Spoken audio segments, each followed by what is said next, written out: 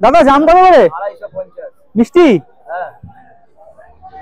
আজকে আমরা শিয়ালদায়, জামটা পরে কিনবো, কোনো গল্প করতে নয়।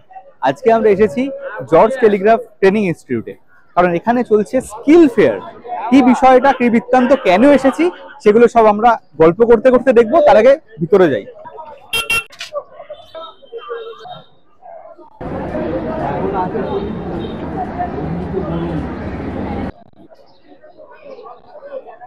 আমরা স্কিল ফেয়ারে শুরু করব দেখা কি কি প্রজেক্ট সেখানে রয়েছে। আমি একটু মোটামুটি শুনলাম।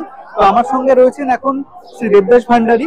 তো ইনি এখানকার ইলেকট্রনিক্স অ্যান্ড টেলিকমিউনিকেশনের কোঅর্ডিনেটর। তো আপনি একটু বলুন যে এই মেলাটা কেন, কি পারপাস, কি হচ্ছে এখানে? প্রতি বছরই আমাদের এই ধরনের স্কিল ফেয়ার, কোনো বছর স্কিল ফেয়ার এপ্রিলে হয়, কোনো বছর জুনে হয়। কারণ এই স্কিল ফেয়ারের মাধ্যমে স্টুডেন্টরা প্রতি বছর তাদের কোর্স কারিকুলামের মধ্যে যে স্কিল তৈরি করে, ডেভেলপ করে, স্কিল ফেয়ারে কিন্তু ভিজিটারদের দেখার সুযোগ পায়। এবছর এই 2025-এর স্কিল ফেয়ারে প্রতি ডিপার্টমেন্টের, প্রতি কোর্সের স্টুডেন্টরা বিভিন্ন রকম প্রজেক্ট তৈরি করেছে। সেই প্রজেক্টের মধ্যে বাছাই করা কিছু প্রজেক্ট আমরা স্কিল ফেয়ারে নিয়ে আসতে পেরেছি ভিজিটারদের দেখানোর জন্য। তো এখান থেকে কি এটা ক্যাম্পাসিং এ কোনো হেল্প করে? মানে যারা ইন্ডাস্ট্রি লিডার রয়েছেন তারা ক্যাম্পাসিং এ দারুণ ভাবে হেল্প করে, কারণ এখানে প্রচুর ভিজিটার আছেন যারা ইন্ডাস্ট্রি থেকে আসেন। আমরা দু একটা জিনিস দেখছিলাম, তো সেটা ভীষণ অ্যামেজিং। বাকি জিনিসগুলো চলুন আমরা একসঙ্গে দেখি। আচ্ছা, আমরা এখন প্রথমে শুরু করছি তোমাদের ডিপার্টমেন্ট, ইলেকট্রিক্যাল ডিপার্টমেন্ট। তো ইলেকট্রিক্যাল ডিপার্টমেন্টে এখানে 3টে প্রজেক্ট রয়েছে। তো আমরা এই প্রজেক্টটা দিয়ে শুরু করছি, ঠিক আছে? ওদের থেকে জানি যে ওরা কি করেছে। আচ্ছা, এখানে আমি একটা রাস্তা দেখছি, মনে হচ্ছে কিছু চার্জিং এর ব্যাপার আছে। তো এটা কি করেছো যদি একটু বলো। এটা একটা ওয়্যারলেস চার্জিং এর সিস্টেম। এটা যে পরিমাণে ইভির একটা মার্কেট বাড়ছে, সেখানে চার্জিং এর একটা সমস্যা থেকে থাকে। তো সেই সমস্যাটাকে সমাধান করার জন্য, চার্জিং এর টাইমটাকে ডিক্রিজ করার জন্য আমরা কি করেছি, যেখানে ট্রাফিক সিগন্যালে আমাদের যে টাইমটা ওয়েস্ট হয় দাঁড়িয়ে, সেইখানে গাড়িটা এসে দাঁড়িয়ে চার্জ রিকভার করতে পারবে সেই চার্জটাকে। ওদের যে প্রজেক্টটা সেটা হচ্ছে টেসলা চার্জিং ফর টেসলা। এখন আমাদের সব জায়গাতে ইভি, এবং আমরা ইভি কে প্রেফার করছি আমাদের ফিউচার জেনারেশনের গাড়ি হিসাবে। তো সবসময় আমাদের একটা হেডেক থাকে যে আমরা গাড়িটা নিয়ে বেরোলে চার্জ শেষ হয়ে যাবে না তো। আর আমাদের যা ট্রাফিক, সেখানে আমাদের সিগন্যালে 1 মিনিট কি জ্যামে বেশি সময় দাঁড়াতে হয়। তো ওরা যেটা ভেবেছে সেটা হচ্ছে আমরা যখন গাড়িটা নিয়ে রাস্তায় যাচ্ছি, ট্রাফিক সিগন্যালে যখন আমরা 1 মিনিট অপেক্ষা করব, সেই সময় যাতে কিছুটা চার্জ রিকভার করা যায়। অন্তত কত পড়লে, বাড়ি থেকে অফিসের মধ্যে 2 থেকে 3টে সিগন্যাল থাকে, তাহলে সেখানে আমরা 3 থেকে 4% অটোমেটিক রিকভার হতে পারবে, কারণ এটা ফাস্ট চার্জিং।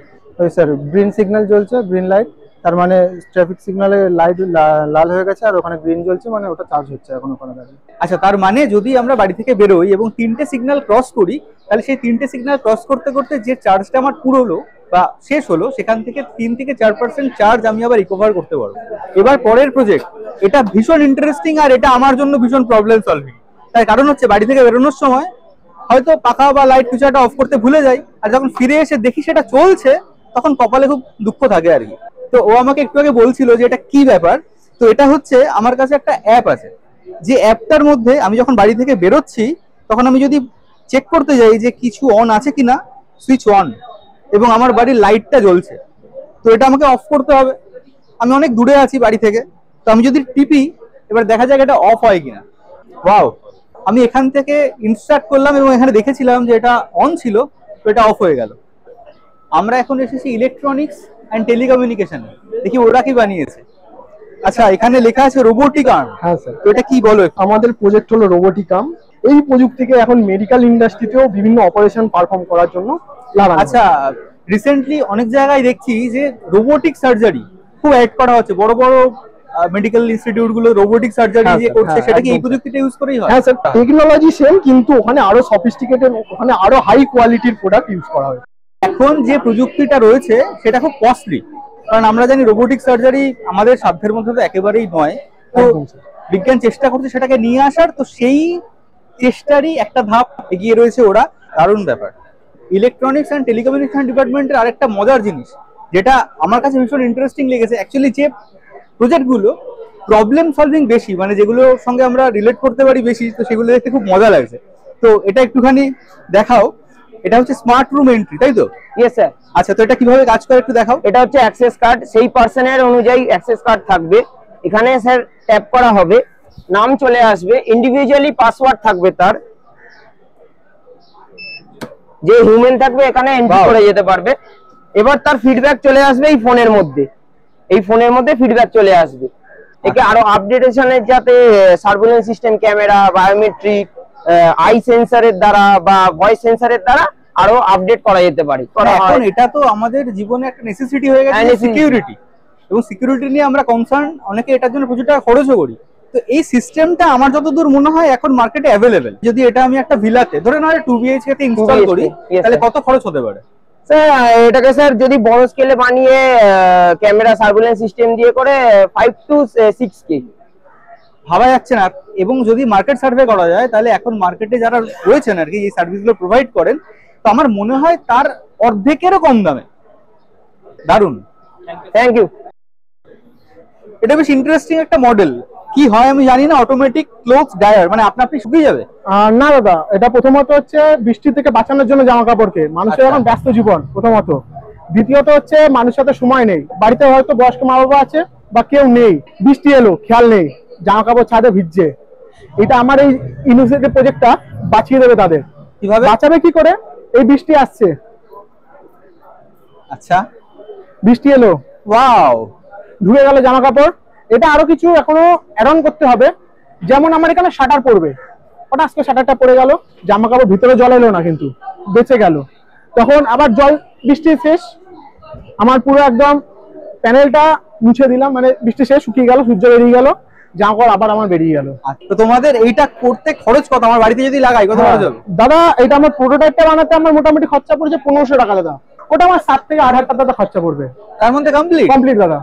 আচ্ছা, তো দারুণ ব্যাপার। তো যদি আপনারা কেউ ইনস্টল করতে চান, আমার সঙ্গে যোগাযোগ করবেন, আমি করিয়ে দেবো। আরে আরে, দারুণ জিনিস পেয়েছি, এটাকে বাড়িতে নিয়ে যেতে হবে। এ তো স্পোর্টস কার, যেগুলো বাচ্চাদের স্পোর্টস কার গুলো বিক্রি হয়। আর এটা পুরো একদম 360 ডিগ্রি, সব দিকে ঘোরে পুরোটা। আর ইন্ডিকেটর জ্বলে, দারুণ। চশমাটা চেঞ্জ করলাম কেন বলুন তো? তার কারণ হচ্ছে এখানে কি লেখা আছে সেটা কি আপনারা কেউ দেখতে পাচ্ছেন? আশা করি পারছেন না, কিন্তু আমি পড়তে পারছি। এখানে লেখা আছে private vision, welcome to skill fair 2015। তারপর এখানে স্কিল ফেয়ার আছে নেই, তাহলে একটু চশমাটা লাগাতে হবে। এবার আশা করি দেখা যাচ্ছে, এই কারণেই চশমাটা পড়া। তো এটা তো তোমরা দারুণ কাজ করেছো। এটার পারপাস কি, কেন করেছো? এটার পারপাস একটা, আমাদের অনেক রিয়েল ওয়ার্ল্ড অ্যাপ্লিকেশনও আছে এটা। যেরকম আপনাকে বললাম যে আমরা একটা পার্সোনাল ডিভাইস হিসেবে এটাকে অনেক জায়গায় ইউজ করতে পারি। তাছাড়া হচ্ছে আমরা একটা সিকিউর টার্মিনাল হিসেবে আমরা ব্যাংক, হসপিটাল বা গভর্নমেন্ট অফিসেও ইউজ করতে পারি। মানে আমাদের ডেইলি লাইফে একটা বড় প্রবলেম, সেটা হচ্ছে আমরা স্ক্রিনে যাই দেখি না কেন, তো আমি যদি এখন মোবাইল ফোনটা খুলে কিছু দেখি, সেখানে যদি আমার কিছু গোপন জিনিসপত্র থাকে, ধরো কোনো পাসওয়ার্ড, ব্যাংক স্টেটমেন্ট, একটা ইরিটেশন তো হয় যে পাশের লোকটাও দাঁড়িয়ে দাঁড়িয়ে দেখছে, ও সমানে আমার ফোনটা দাঁড়িয়ে দাঁড়িয়ে দেখবে আমি কি করছি। তো যদি অডিও হয়, তার জন্য আমাদের ইয়ারফোন রয়েছে, তো সেক্ষেত্রে একটা সুবিধা তো রয়েছে। কিন্তু ভিডিওর ক্ষেত্রে বা ভিজুয়ালের ক্ষেত্রে কিছু এরকম ছিল না। তো সেই সমাধানটা ওরা করেছে এই স্ক্রিনটাতে, তাই তো? তো আশা করছি ইন ফিউচার এরকম একটা কিছু খুব শিগগিরই আমরা দেখতে পাবো, যেখানে যে স্ক্রিনটা আমি দেখছি সেটা শুধুমাত্র আমিই দেখতে পাবো। এখানে আরেকটা প্রজেক্ট আমি শুনছিলাম, এখন একটা বড় সমস্যা হচ্ছে আমাদের, যে সিকিউরিটি। ওখানে তো একটা ঘরের সিকিউরিটি দেখলাম, কিন্তু এই যে সাইবার অ্যাটাক হচ্ছে, মানে আমরা সবসময় টেনশনে থাকি আমাদের ওয়াইফাই নেটওয়ার্কে ঢুকে কোনো তথ্য চুরি করে নেওয়া হবে কিনা, আমাদের যে জিনিসপত্রগুলো রয়েছে মানে প্রাইভেসি, ডিজিটাল প্রাইভেসি, তো সেটা নিয়ে ওরা কাজ করছে। তো ছোট করে একটু বলো কি ব্যাপারটা। তো আমরা এখানে হচ্ছে একটি ওয়াইফাই জ্যামার এন্ড পেনিট্রেশন টুল বানিয়েছি।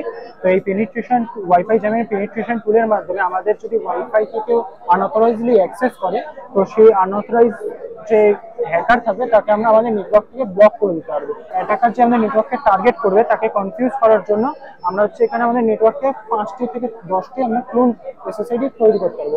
তো তাতেও দেখে বুঝতে পারবে না কোনটায় কি হচ্ছে। হ্যাঁ, আগে একটা ব্যাপার ছিল, যারা সেলিব্রিটি হতেন, সেলিব্রিটি থেকে বড় কথা খুব হাই প্রোফাইল মানুষ হতেন, তাদের ডামি থাকতো। একটা গান আছে না, স্টালিন ছিল ধূর্ত, 6টা ডামি নিয়ে ঘুরতো। তো সেই ডামিকে দেখে শত্রুরা কনফিউজ হয়ে যাবে, এটা হচ্ছে সেই ডামি বানানো। পরেরটাও কিন্তু ওয়াইফাই রিলেটেড, কিন্তু যেটা শুনলাম সেটা হচ্ছে এটার নাম লোফাই, লাইফাই। লাইফাই কেন?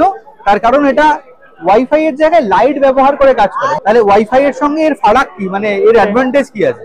এটি ওয়াইফাই এর থেকে অনেক স্পিড বেশি, আচ্ছা, ওয়াইফাই এর থেকে অনেক সিকিউর। বাহ, সুন্দর। কাল বেশ রাত্রিবেলা হাইওয়ে থেকে ফিরছিলাম গাড়ি চালিয়ে, তো এই রাতের দিকে হাইওয়েতে একটাই প্রবলেম, সেটা হচ্ছে হাই বিমের প্রবলেম। আর বিশেষত যদি ওয়ান ওয়ে হয় তখন তো একদম সর্বনাশের কেস হয়ে যায়। উল্টো দিক থেকে গাড়ি যদি হাই বিমে লাইট জ্বালিয়ে আসে, কিছু দেখা যায় না সামনে কি হবে। তো সেই প্রবলেমটার একটা সলিউশন বানিয়েছে ওরা। তো ঝট করে বলো কি ব্যাপার। হ্যাঁ স্যার, অ্যাকচুয়ালি হাই বিমটা আপনি যেটা বললেন যে হাই বিমটা খুব একটা রাতে ড্রাইভিং এর সময় খুব প্রবলেম ক্রিয়েট করে। সো আমরা যদি ম্যানুয়ালি আমরা অনিচ্ছাকৃত করি না লো বিম, সো এটা যদি অটোমেটিক্যালি আমাদের অনিচ্ছাতেই হয়ে যায় লো বিম, তাহলে আমাদের পরবর্তী অপোজিটে যে আসছে তার কোনো প্রবলেম হচ্ছে না। তো সেটাকেই আমরা ইন্ট্রোডিউস করছি হাই বিম অ্যাসিস্ট। আমরা যখন অপোজিট ডিরেকশন থেকে গাড়ি আসছে তার হাই বিমটা যখন পড়ছে তখন অটোমেটিক্যালি লো বিম করে দিচ্ছে, যখন গাড়িটা পাস হয়ে যাচ্ছে তখন আবার হাই বিম করছে। আচ্ছা, তো এই জিনিসটা টপ এন্ড যে গাড়ির কোম্পানিগুলো রয়েছে তো সেখানে তো থাকে, সেখানে যেমন অডিতে ম্যাট্রিক্স এলইডি আছে, বাট আমাদের ইন্ডিয়ান কোম্পানিগুলো মিড রেঞ্জ গাড়িতে এগুলো যেমন এবিএস একটা ইউনিভার্সাল সিস্টেম, এটাও যদি একটা সেফটি সিস্টেমের আন্ডারে ইউনিভার্সাল দেওয়া যায় তাহলে বোধহয় নাইট ড্রাইভিং এর সময় সেফটি তাহলে আমাদের মতো ড্রাইভারদের খুব সুবিধা হয়। অবশ্যই সুবিধা হবে। আমাদের এই প্রজেক্টটি হচ্ছে ইলেকট্রোম্যাগনেটিক ইঞ্জিন। আচ্ছা, তো আমরা যেমন দেখি অনেক ইভিতে যেমন 10-12 ঘন্টা 15 ঘন্টা চার্জ দিতে হয়, ইভি তো অনেক টাইম লাগে, অনেক প্রচুর টাইম লাগে। বাট আমরা ভাবলাম খুবই কম সময়ের মধ্যে চার্জটা দেবো, দিয়ে একটা ব্যাটারির তো চার্জ লেস আছে কিন্তু একটা ব্যাটারিতে চার্জ আছে, একটা ব্যাটারিতে চার্জ দিয়ে আরেকটা ব্যাটারিটাকে আমি কি করে চার্জ করবো। তখনই আমরা এই ইলেকট্রোম্যাগনেটিক ইঞ্জিনটা বানালাম, যার মাধ্যমে এই আরেকটা ব্যাটারিটা আমি চার্জ করতে পারবো। মানে যখন গাড়িটা চলবে আমি প্রথমে এটা চার্জ দিয়েছি, একদম গাড়িটা যখন চলবে তখন এটা চার্জ হবে। একদম, গাড়িটা যখনই চলবে তখন এটা অটোমেটিক চার্জটা নিয়ে নেবে। তার মানে যদি গাড়িটা আমার 100 কিলোমিটার এটা দেয়, তারপরের কিছুটা এটা দেবে, দেবে। কিন্তু যখনই আপনি ধরুন 100 কিলোমিটার যখন গাড়িটা চালিয়ে নিলেন, তারপরে কিন্তু যতটা চালালেন তখন কিন্তু চার্জটা নিয়ে নিল এবং সে আপনাকে দেখিয়ে দেবে যে আপনার ব্যাটারি ফুল চার্জ হয়ে গেছে। দেখুন এখন কত আছে, 10.9। হ্যাঁ, আবার ধরুন আমি রাইটে দিলাম 10। আচ্ছা, তার মানে এটা 10.9 এটা 10। একদম, এটা আমার একটা সেন্স অফ সিকিউরিটি কাজ করবে যে আমার গাড়িতে এখনো পর্যন্ত কতটা চার্জ আছে। একদমই। তো আরেকটা বড় মডেল দেখতে পাচ্ছি, এটা কি জেনে নিন একটুখানি। গুড ইভিনিং স্যার, আমাদের এটা আছে smart EV vehicle. EV vehicle এখন খুব ডিমান্ডিং একটা প্রোডাক্ট, তার জন্য স্যার আমরা ইভি রেঞ্জটাকে কি করে আরো ভাবে মাইলেজ করে বাড়াতে পারি এই একটা লক্ষ্যমাত্রা নিয়ে স্যার আমরা এই প্রজেক্টটা স্যার আমরা তৈরি করেছি। স্যার আমরা এখানে দিয়েছি সোলার প্যানেল, তার মধ্যে আমরা ব্যাটারিটা আমরা চার্জ করতে পারি। তার মধ্যে আরো টেকনোলজি রিজেনারেটিভ ব্রেকিং সিস্টেম, তার মাধ্যমেও এই ব্যাটারিটা আমরা চার্জিং এর ব্যবস্থা করতে পারি স্যার। আরেকটা স্যার আমরা দুটো ব্যাটারি প্যাক ইউজ করেছি, কারণ স্যার আমরা একটা ব্যাটারিতে চলতে থাকলে একটা আমরা জানি যে ইভি একটা সীমিত রেঞ্জ অবধি প্রদান করে, তারপর আমরা যেখানে থেমে যেতে হয় বা চার্জিং আমাদের দিতে হয়। তার জন্য স্যার আমরা আরেকটা ব্যাটারি যেটাতে আমরা চার্জ করবো, যে ব্যাটারিটা চার্জের ব্যবস্থা আমি বললাম, সোলার প্যানেল এবং রিজেনারেটিভ ব্রেকিং মানে আরেকটা চার্জ হচ্ছে স্যার। আমরা চলতে চলতে কোথাও গেলে একটা জায়গায় আমরা গিয়ে ব্যাটারিটা লো হবেই, সেখানে তখন আমরা এই অল্টারনেটিভ আমরা ব্যাটারি শিফট করে যাব, তখন ওখান দিয়ে আমরা আমার গন্তব্যস্থলে অনেকটা ইজিলি স্যার আমরা পৌঁছে যেতে পারবো। তার মানে ব্যাপারটা হচ্ছে যে কিভাবে ইভিতে চার্জটা কন্টিনিউয়াস দেওয়া যায়, শুধুমাত্র গাড়ি যখন থেমে আছে তখন নয়, গাড়ি যখন চলছে তখনও সেই চার্জটা কিভাবে বারবার ফিল আপ করা যায়। যতবার স্যার ব্রেক করবো ততবার আমাদের রিজেনারেটিভ ব্রেকিং টেকনোলজির মাধ্যমে চার্জ হতে থাকবে স্যার। তাহলে একটা হেলমেট রাখা এখানে, হেলমেটটার ব্যাপারটা একটু বলো। এই হেলমেটের দুটো ফাংশন আছে, ঠিক আছে। এক হচ্ছে এর উপরে একটা সুইচ আছে যেটা বাইক আপনার সেন্স করবে যে আপনি হেলমেট পরেছেন কিনা, এবং এখানে একটা অ্যালকোহল সেন্সর আছে যেটা সেন্স করবে যে আপনি অ্যালকোহল খেয়ে গাড়িটা চালাচ্ছেন না চালাচ্ছেন। যেরকম বললাম সেই জিনিসটা আমরা করে দেখাই। এই জিনিসটা একটা বাইকের ওপরেই আমরা ইমপ্লিমেন্ট করেছি। এখানে যদি দেখতে পান, এখানে গাড়ির চাবি ঘোরানো আছে, কিন্তু এখানে ইগনিশন সুইচ কাজ করবে না।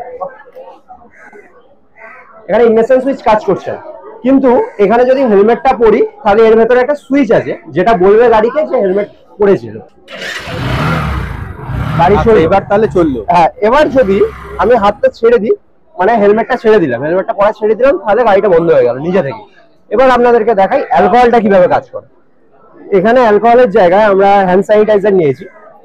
এবার আমরা দেখাই যে কিভাবে চালু হয়। হেলমেটটা পরেছি, গাড়িটা চালু হলো। এবার এখানে যদি আমরা সেন্স করাই, গাড়িটা অটোমেটিক বন্ধ হয়ে যাবে, এখানে অ্যালকোহলটা ডিটেক্ট করছে বলে। আমরা এখন যে ডিপার্টমেন্টে এলাম সেটা হচ্ছে এসি এন্ড রেফ্রিজারেশন, ঠিক আছে। তো ওরা কি বানিয়েছে দেখি। এটি একটি portable insulin and emergency medicine carrier. আচ্ছা, এটার মধ্যে কি রেফ্রিজারেশন কোন সিস্টেম রয়েছে? হ্যাঁ, এর মধ্যে থার্মোইলেকট্রিক রেফ্রিজারেশন সিস্টেম রয়েছে। এটা চলবে কিসে?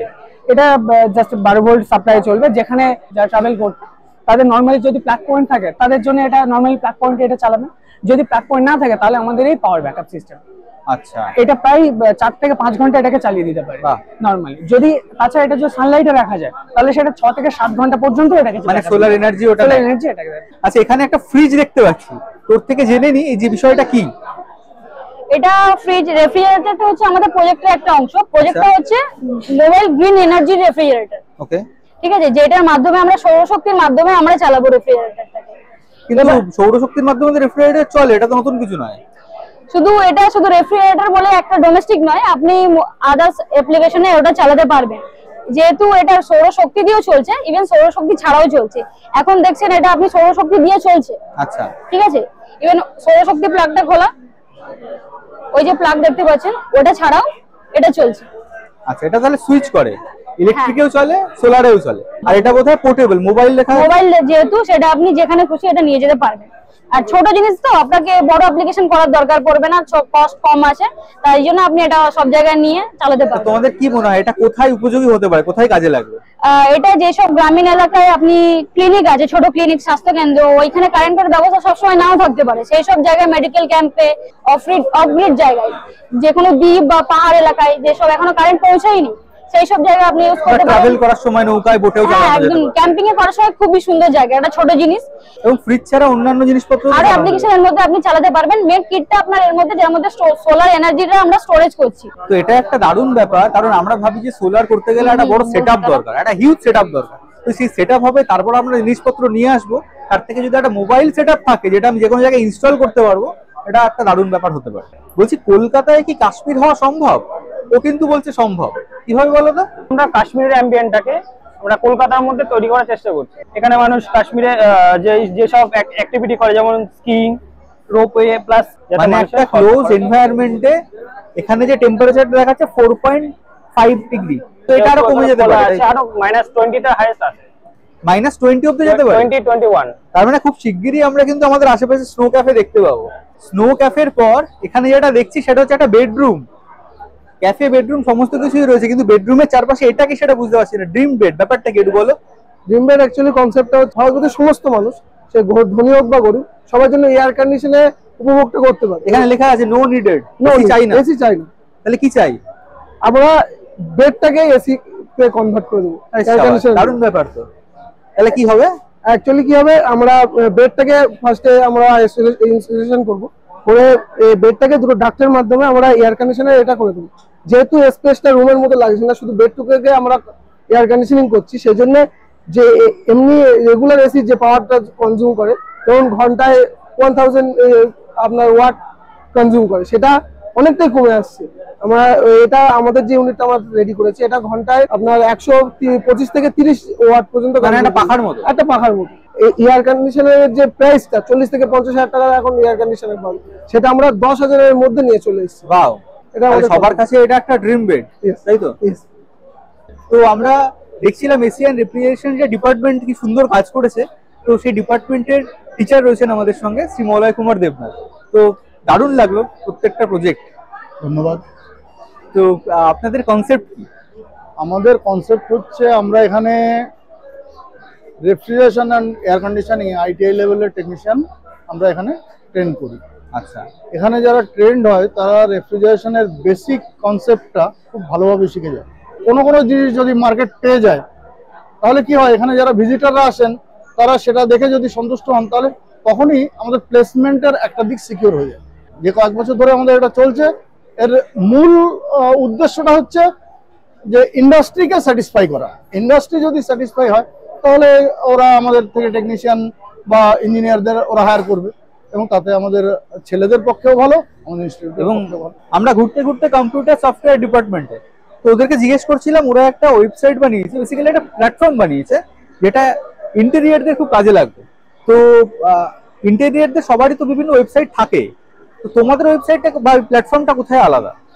তো যেমনটা আপনি জানেন, নর্মালি ইন্টেরিয়র ডিজাইনিং ওয়েবসাইট বা কোম্পানিতে কি হয়, তারা নিজেদের সার্ভিস গুলোকে দেখায় যে তারা কাস্টমারদের কি কি সার্ভিস প্রোভাইড করছে। আমাদের এই ওয়েবসাইটে সেইটা তো রয়েছেই, নর্মালি যেমনটা হয়, এক্সট্রা রয়েছে আমাদের হয়ে অন্যান্য আন্ডারগ্রোয়িং যে কোম্পানিজ গুলো রয়েছে সেইগুলো অ্যাজ আ ফ্যামিলি মেম্বার হয়ে আমাদের সাথে তারাও আমাদের ক্লায়েন্টসকে সার্ভিস প্রোভাইড করতে পারবে। মানে তোমরা একটা প্ল্যাটফর্মের কনসেপ্টে কাজ করছো যেখানে সবাই একসঙ্গে এসে অনবোর্ড হবে এবং যেটা একটা হাব হিসাবে কাজ করে। কম্পিউটার সফটওয়্যারের দ্বিতীয় প্রজেক্টে একটা মেডিকেল ফ্যাসিলিটি কিছু একটা দেখতে পাচ্ছি, তো এটা কি বলো এটার ব্যাপারে? স্যার আমাদের ওয়েবসাইটের নাম হচ্ছে সহচরী। এক কথায় বললে বোঝায় বন্ধু, যাকে বিপদে পাশে পাবো। আর এখনকার দিনে বিপদ বললে যে বিপদের কথা মাথায় আসে সেটা হচ্ছে স্বাস্থ্য সংক্রান্ত বিপদ। তো এই স্বাস্থ্য সংক্রান্ত বিপদে বন্ধুর মতোই আমরা পাশে পাচ্ছি সহচরীকে। এটা হচ্ছে একটা কম্প্রিহেন্সিভ হেলথ কেয়ার প্ল্যাটফর্ম যেটা মেডিকেল ইমার্জেন্সির সময় ক্রিটিক্যাল সার্ভিস প্রোভাইড করে থাকে। একটা অল ইন ওয়ান সলিউশন যেখানে সমস্ত কিছু অ্যাভেলেবেল রয়েছে। ব্লাড ডোনেশন থেকে অ্যাম্বুলেন্স, হসপিটাল লিস্ট থেকে ডক্টর লিস্ট, সমস্ত কিছু, এবং অ্যাম্বুলেন্স ট্র্যাক করা বা তাকে কল করা, এই সমস্ত। একদম স্যার, খুব সুন্দর কনসেপ্ট এবং আজকের দিনে এটা ভীষণ উপযোগী একটা কনসেপ্ট। আশা করি এটা খুব তাড়াতাড়ি মনিটাইজ হয়ে যাবে এবং কনজিউমারদের কাছে পৌঁছে যাবে। Thank you sir. আমরা বাড়িতে গাছ তো সবাই লাগাই মোটামুটি, বিউটিফিকেশনের জন্য অনেকে গাছ কিনে নিয়ে চলে আসি। তো কিনে যেটা নিয়ে আসি তারপরে সেটা মরলো কি বাঁচলো সেটা আমরা রেসপন্সিবিলিটি নিতে পারি না, কারণ আমরা সবসময় জানি না যে জিজি প্ল্যান্টটাকে কি খেতে দেবো, সেটা কতক্ষণ রোদে রাখতে হবে বা সেটার আইডিয়াল টেম্পারেচার কি। তো ওই জন্য এরা যেটা ডিজাইন করেছে একটা ওয়েবসাইট, যে ওয়েবসাইটের মধ্যে ইনডোর প্ল্যান্ট কি আছে, আউটডোর প্ল্যান্ট কি আছে, কোন প্ল্যান্ট কোথায় থাকবে, তার আইডিয়াল টেম্পারেচার কি আছে, তার খাবার কি আছে, সেই সমস্ত কিছু ওরা লিখে দিচ্ছে যাতে আমরা সহজে বুঝতে পারি। সেই সঙ্গে সঙ্গে প্ল্যান্টের কি করে টেক কেয়ার করতে হবে এবং প্ল্যান্টের শরীর খারাপ হলে তার ডাক্তার দেখানোর ব্যবস্থাও আছে। মানে আপনি চাইলে একজন বিশেষজ্ঞের সঙ্গে কন্ট্যাক্ট করতে পারবেন, ভিডিও কলে গাছটা দেখিয়ে তার অ্যাডভাইস দিতে পারবেন। এবং সেই সঙ্গে সঙ্গে আরেকটা যেটা ফিচার্স খুব ভালো লাগলো সেটা হচ্ছে যে এখানে ব্লগ অ্যাভেলেবেল রয়েছে যেখানে আপনি বিভিন্ন জিনিস জানতে পারবেন গাছের সম্বন্ধে। ওরা নলেজ শেয়ার করতে চাইছে। আর এখানে কোনো লগ ইন লাগে না, মানে যে কেউ যে কোনো জায়গা থেকে লগ ইন করতে পারবে। মানে লগ ইনের পাসওয়ার্ড আইডি ভুলে গেলে একটা সমস্যা হয়, তো তার কোনো প্রয়োজনীয়তা নেই। যেরকম আমরা সহচরী দেখলাম যে মেডিকেল ফেসিলিটির একটা অল ইন অল সলিউশন, তো রুট রাইজ হচ্ছে সেরকম গাছের যত্ন নেওয়ার জন্য বা গাছ মানুষ করার জন্য একটা অল ইন ওয়ান সলিউশন। আপনি কি জল টল খেতে ভুলে যান, মানে মনে করিয়ে দিতে হয় বারবার, তো সেক্ষেত্রে একটা সলিউশন রয়েছে এখানে, যেটা হচ্ছে যে আপনার এখানে একটা টাইমার সেট করা থাকবে। তো সেই টাইমারটা অনুযায়ী আপনাকে সে জল ভরে দেবে। তারপরে যদি আপনি জলটা না খান তখন কি হবে, বাজার বাজবে। এবার জলটা খেলাম, এবারে বাজারটা বাজবে। আচ্ছা, এবার আমি যদি জলটা খেয়ে নিলাম, জলটা খেয়ে জেনে আমি গ্লাসটা রাখবো, আবার রিসেট হয়ে যাবে।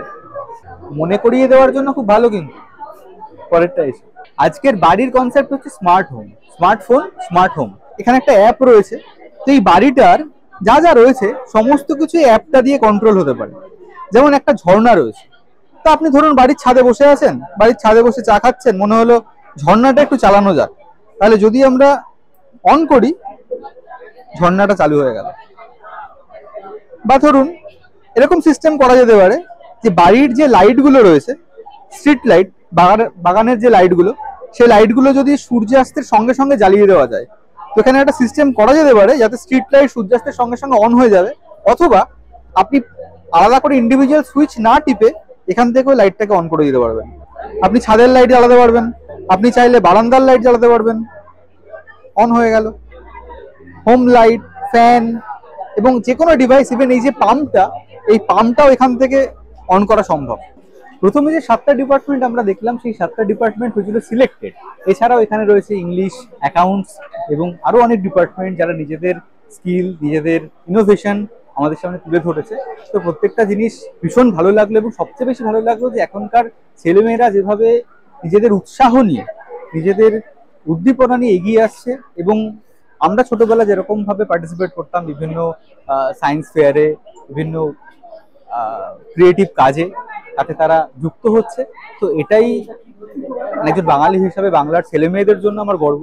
এবং যেভাবে তাদের ফ্যাকাল্টিরা তাদের হেল্প করছে বা তাদের গ্রো করতে সাহায্য করতে, তো সেটা দেখা ভীষণ ভালো লাগছে আর কি।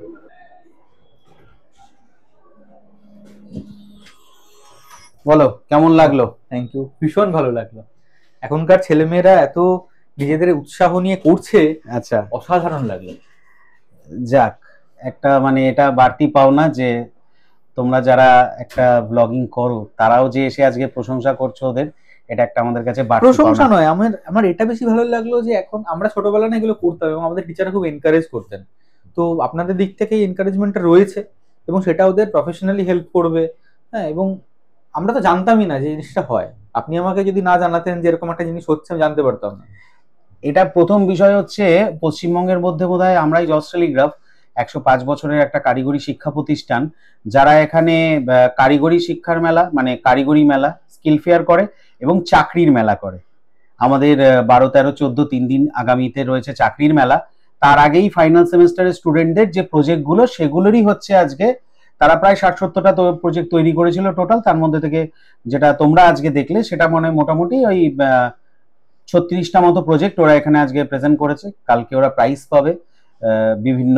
এবং আমি ডিপার্টমেন্টাল যারা টিচার রয়েছেন তাদের সঙ্গে কথা বললাম, তারাও খুব আগ্রহী আর কি, মানে স্টুডেন্টরা যে এটা করছে, এবং সবচেয়ে বড় কথা হচ্ছে এটা শুধুমাত্র প্রফেশনাল অভিমুখে নয়, নিজের ভিতর থেকে বেরিয়ে এসে যে করছে। একদম। আমরা একটাই জিনিস মানি, আমরা এবং আমাদের যারা আধিকারিক আছেন তারা একটাই জিনিস আমরা জোর দিই, শিক্ষকরাও সেটা আমাদের খুব ভালো আমাদের সহমত পোষণ করেন, যে সবাই বলে আউট অফ দ্য বক্স, কিন্তু কেউ সেই বক্সটাকে চিহ্নিত করে না যে ওই বক্সে যেতে গেলে কি করতে হবে। আমরা হয়তো সেইটা একটু হলেও পেরেছি, সেটা তোমরা ভালো বলতে পারবে, তোমরা যারা চাকরি করেছো আজকে সারাদিন ধরে, হ্যাঁ, এই গরমের মধ্যে। অসংখ্য ধন্যবাদ তুমি যে এলে, হ্যাঁ, অসংখ্য ধন্যবাদ জজ টেলিগ্রাফ পরিবারের পক্ষ থেকে। আমারও ভীষণ ভালো লাগলো একদম। এবং তোমার মাধ্যমে আশা করি প্রচুর মানুষ এই স্কিল, আশা করি আমাদের অডিয়েন্সদেরও ভালো লাগবে, কারণ এটা একটু অন্যরকম ব্যাপার। আমি জেনারেলি তো সাহিত্য সংস্কৃতি নিয়ে, ইতিহাস নিয়ে কাজ করি, তো আমি ভাবছিলাম যে এই জিনিসটা কিরকম লাগবে, কিন্তু যখন আমি এলাম এবং পুরো বিষয়টা দেখলাম, তখন মনে হলো এটা আমার সিলেবাসের বাইরে নয়। এবং অনির্বাণ খুব দারুণভাবে সাহিত্য, সংস্কৃতি, ঐতিহ্য নিয়ে কাজ করে। আমরা আজকে গর্বিত যে 105 বছরে একটা ঐতিহ্যশালী এই প্রতিষ্ঠান, সেখানে অনির্বাণ এসে আমাদের এটাকে তুলে ধরেছে। এটা আমার সৌভাগ্য যেরকম, সেরকম আমার যারা অডিয়েন্স, যারা আমার পরিবারের, আমার সাবস্ক্রাইবার যারা, তাদেরও নিশ্চয়ই সৌভাগ্য যে এখানে আমি আজকে আসতে পেরেছি, তাদের জন্যই তো। একদম একদম অনির্বাণ, খুব ভালো থেকো। ভালো লাগলো। একদম।